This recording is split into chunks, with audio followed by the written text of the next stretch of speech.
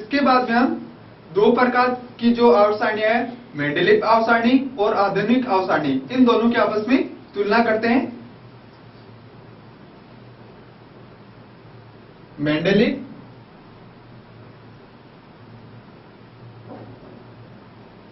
आवर्त सारणी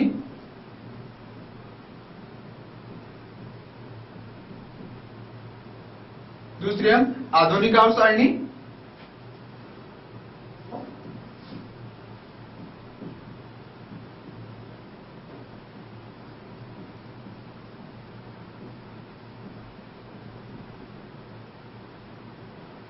तो यहां पर सबसे पहले इनके लिए कौन कौन से वैज्ञानिक थे, तो यहां पर इसके लिए वैज्ञानिक था मेंडेलीव,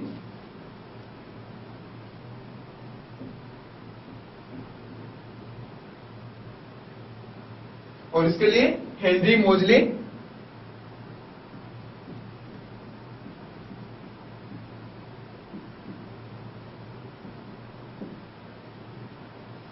इसके अनुसार 63 तत्वों के बारे में जानकारी थी, 63 तत्व, और इसके टाइम तक 114 तत्वों की जानकारी प्राप्त हुई।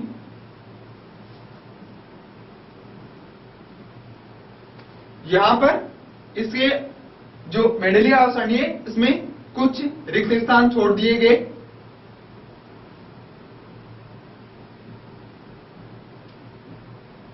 खाली जगह छोड़ी गई।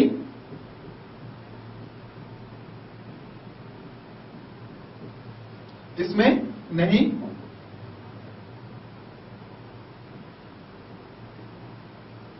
अर्थात इसमें व्यवस्थित क्रम से इसको व्यवस्थित किया गया। इसमें कोबाल्ट, निकल तथा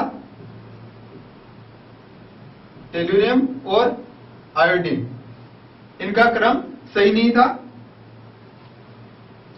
गलत रखा गया।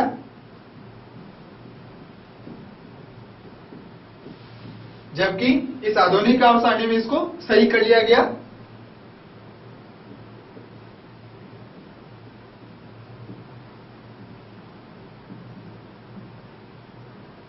अब इसका जो आधार था, इसकी हम मेंडेलीव आवर्त सारणी की बात करें तो इसका जो द्रव्यमान, परमाणु द्रव्यमान, इसका आधार परमाणु द्रव्यमान,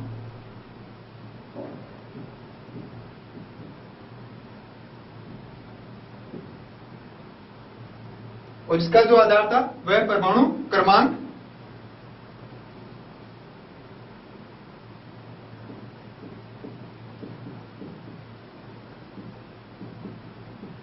अर्थात इन्होंने किस किस आधार पर इसका वर्गीकरण किया था। इसमें ऊर्ध्वाधर स्तंभ की बात करें तो 8,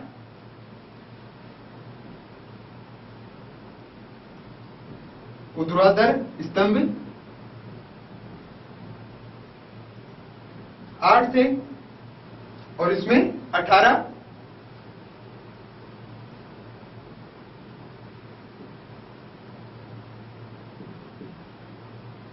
ऊर्ध्वाधर स्तंभ 18। तो इस प्रकार से इन दोनों अंतर के द्वारा हम दोनों में बता सकते हैं कि किसमें क्या क्या कमियां थी, इनका दोनों का आपस में वर्गीकरण के आधार पर।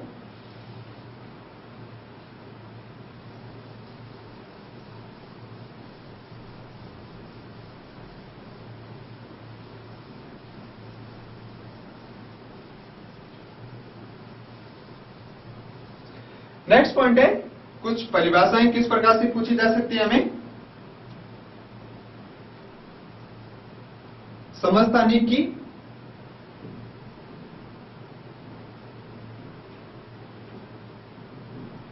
तो समस्थानिक का मतलब परमाणु क्रमांक तो समान होगा,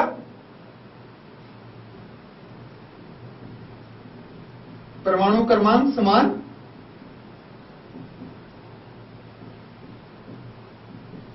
परंतु परमाणु भार अलग अलग।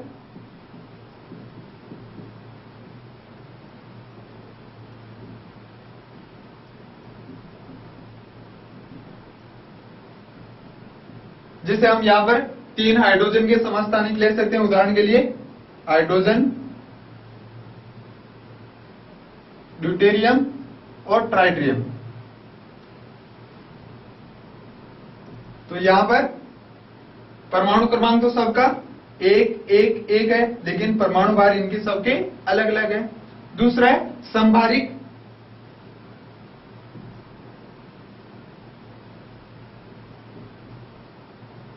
तो समभारिक का मतलब परमाणु क्रमांक अलग अलग,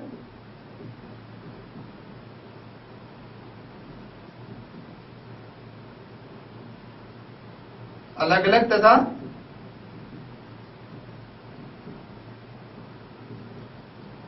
परमाणु भार समान।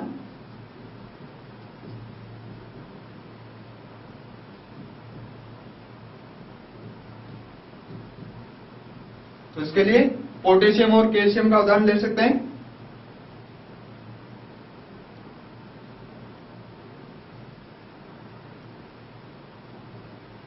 तो यहां पर पोटेशियम और कैल्शियम दोनों के परमाणु क्रमांक अलग अलग है, जबकि इनके जो परमाणु भार है वो दोनों के समान है।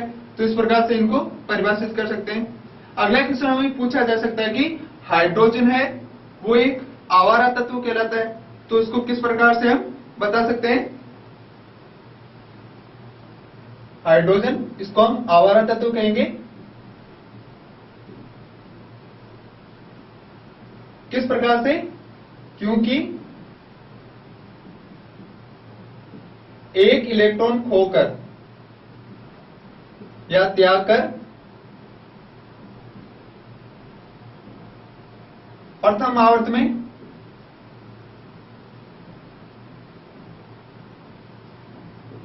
तथा एक इलेक्ट्रॉन ग्रहण कर सातवें आवर्त में।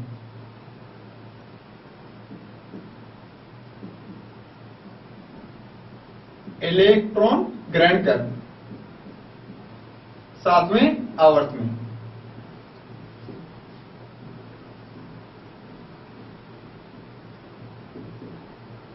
इसलिए इसको हम एक आवारा तत्व कहते हैं। अब जो आधुनिक आवर्त सारणी थी उसके अनुसार मुख्यतः क्या उपलब्धियां की गई।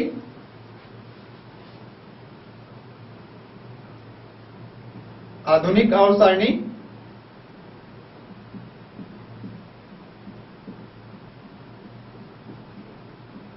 तो इसके अनुसार सभी समस्थानिकों को एक स्थान पर रखा गया।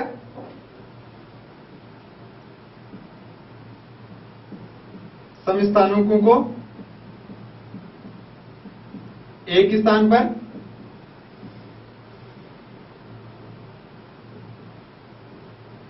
दूसरा सभी मर्दा धातुओं को एक स्थान पर,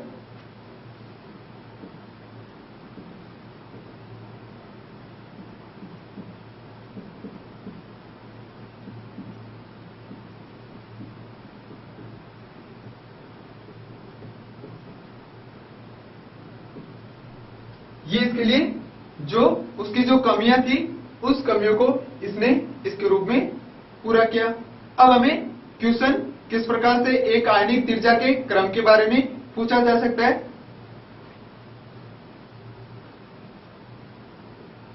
एल्यूमिनियम +3, मैग्नीशियम +2, फ्लोरीन के लिए अगर हमें इसको आयनिक त्रिज्या के क्रम में लिखना है तो किस प्रकार से लिखेंगे। तो ये हमें याद रखना है कि जिसके ऊपर धनात्मक आवेश ज्यादा है उसका मतलब उसका साइज कम होगा। तो यहां पर जो आयनिक त्रिज्या के रूप में लिखेंगे तो सबसे ज्यादा फ्लोरीन का, फिर बाद में मैग्नीशियम का और फिर क्लोरीन का। आयनिक त्रिज्या का बढ़ता क्रम।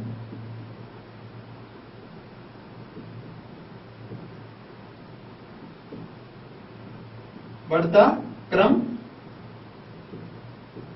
तो सबसे फ्लोरीन, मैग्नीशियम और लास्ट में एल्यूमिनियम। तो इस प्रकार से ये आयनिक त्रिज्या का बढ़ता क्रम होगा।